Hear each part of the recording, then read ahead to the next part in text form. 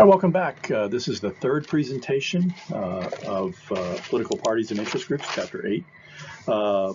And with this third presentation, we're going to talk a little bit about kind of party systems in the United States. We've always had a two-party systems. We haven't always had the same two parties, and in fact, the correlation of forces.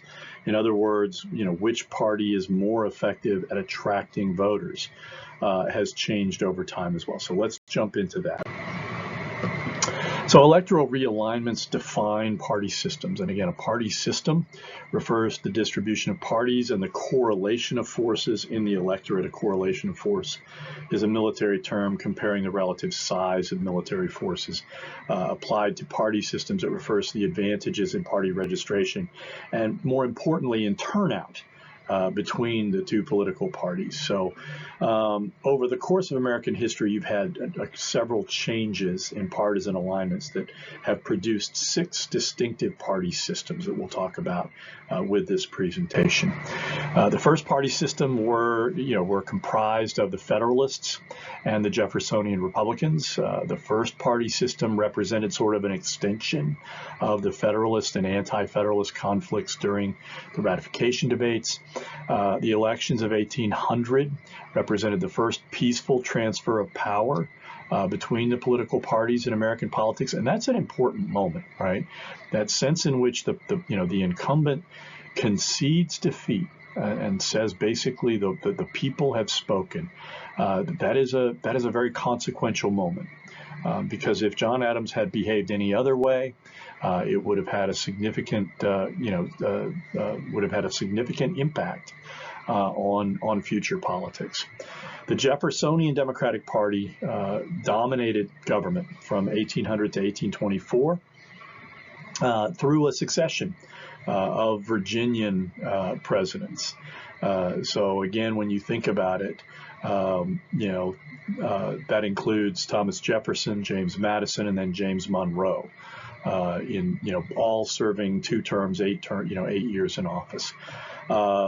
Ultimately, Monroe's administration was characterized as the era of good feelings, which reflected basically the easing of national debt burdens, the rapid national expansion of the economy, and the relative absence of partisan conflict. So what brings that to an end is sort of what we became known historically as the corrupt deal of 1824, which prevented the election of Andrew Jackson, who had won both the most popular votes and the most electoral college votes, but because he didn't get a majority, because there were more people that had won electoral college votes, he didn't get enough. He didn't get a clear majority of the electoral college vote, which threw the election into the House of Representatives, where Henry Clay made a deal and ultimately threw his support behind John Quincy Adams.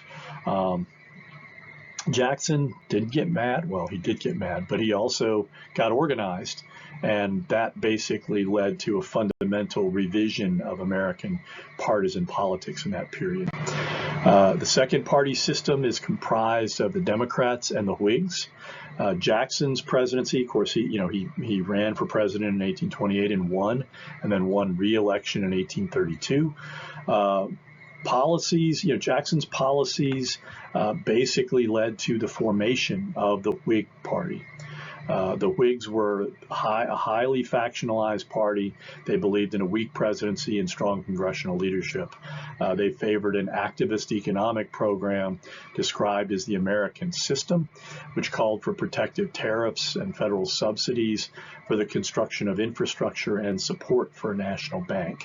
So this period, again, also coincided with the first significant expansion of the franchise, as virtually all white males received the right to vote. And that again kind of happened at the ground level, at the state level, where they held state conventions and basically changed the election rules.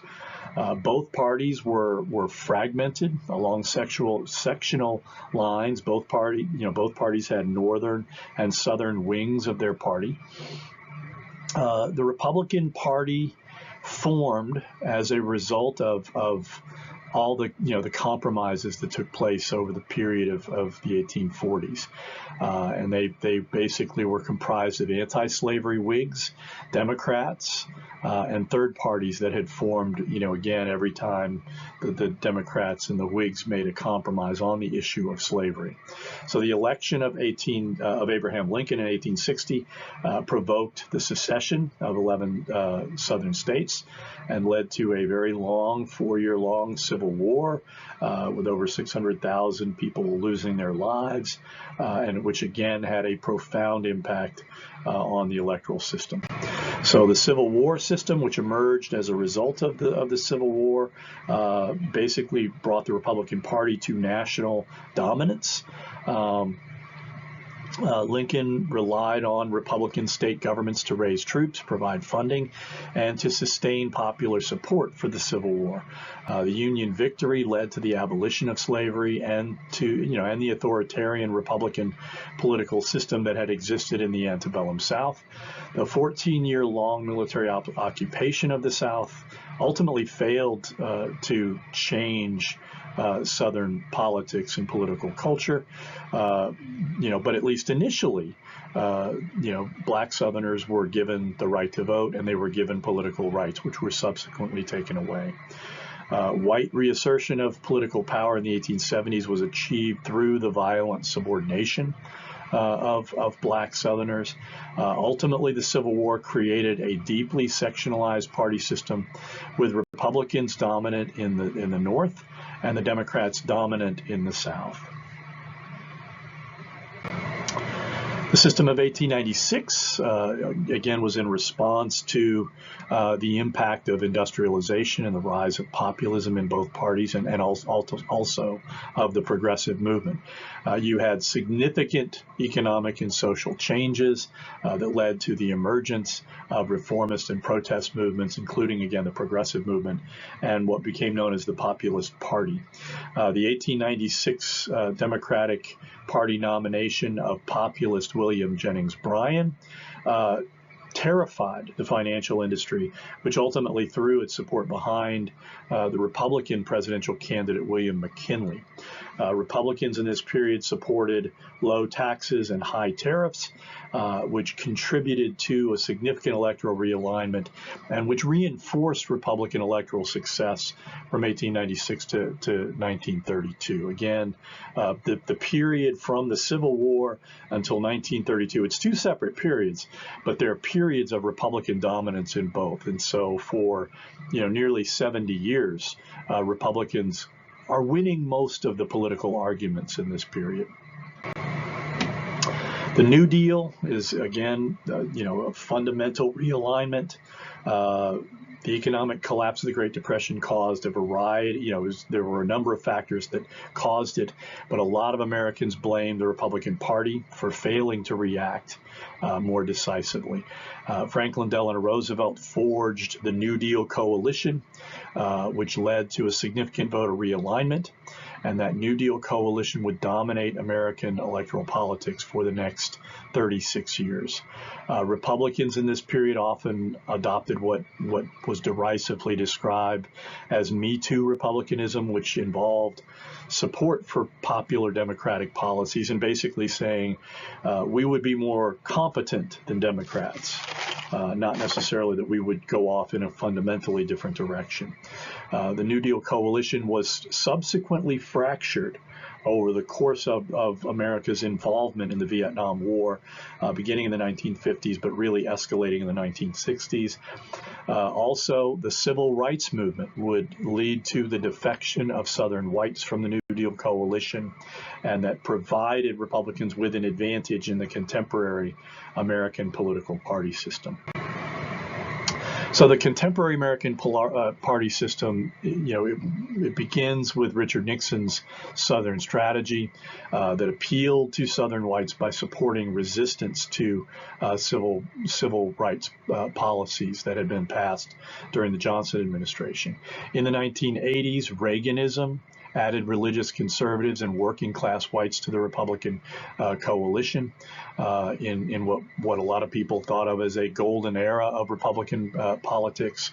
The Democratic Party's coalition of liberals, the poor, and working class and upper class professionals and racial and ethnic minorities began as a distinctive but rapidly growing minority in the electorate. I want to point out that, that coalition of voters that led George McGovern to a horrific defeat in 1972 was the coalition that brought Barack Obama to victory in 2008 and in 2012. In 2000, George W. Bush united the Republican Party behind tax cuts, education reform, military strength, and family values. But at the same time, he suffered from a number of serious problems in his second term, particularly people believing that the war in Iraq and Afghanistan were being mismanaged, the war on terrorism, and also, of course, the subprime mortgage financial crisis, which contributed to devastating losses in both 2006 and 2008. So Barack Obama inherited a terrible financial mess, probably the worst since the Great Depression, along with two very costly military occupations, which he subsequently, I think, dealt with successfully over his two terms. Third parties typically have found themselves addressing social and or economic interests that find themselves unrepresented by the two major parties. The populist and progressive parties represent the important examples of protest movements. The most successful third-party candidate was H. Ross Perot's Reform Party, which won almost 1/5 of the popular vote in 1992, and was probably instrumental in George Herbert Walker Bush's defeat by Bill Clinton in that year.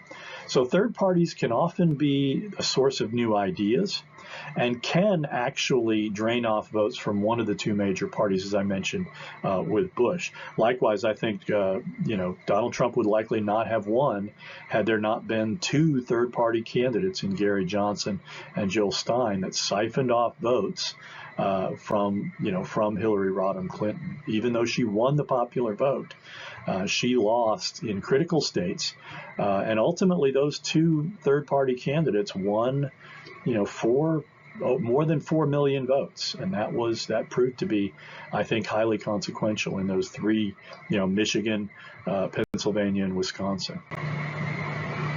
Interest groups. Now we're going to jump into interest groups and talk about them for a few minutes, and then we'll spend the rest of presentation 4 dealing with that. So interest groups are organized around specific concerns, and their intent is to influence government policy.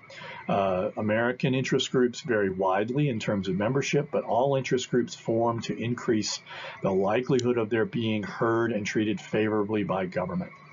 Interest groups are frequently cast in negative terms as lobbies or special interests or pressure groups. Interest groups are often confused with political action committees, which are otherwise known as PACs. And PACs are oftentimes, most interest groups have PACs, but they're not the same thing. So interest groups serve a number of very important functions in American democracy. So the types of interest groups, you've got corporate groups, and then you've got trade associations. These are the first two that we're going to talk about, and then we'll devote the rest of the last presentation to talking about different kinds of interest groups. Economic interest groups tend to be the most strong. They tend to be the most cohesive because, again, financial interests tend to matter to people the most in a lot of ways. Businesses and corporations often form trade associations with other businesses in their industry to lobby for more business-friendly rules and regulations. Corporate and trade associations comprise nearly half of all entities in the Washington Representatives Directory, which is actually based on a federal law that mandates that everybody that's going to lobby government has to register. The financial resources of the business lobby is formidable. together with corporations, trade associations, and business associations, spend $1 spend several times the amount that is spent by citizen groups and labor organizations combined. So again, that's all for this presentation. So when we come back, we will continue talking about interest groups. I'll see you next time.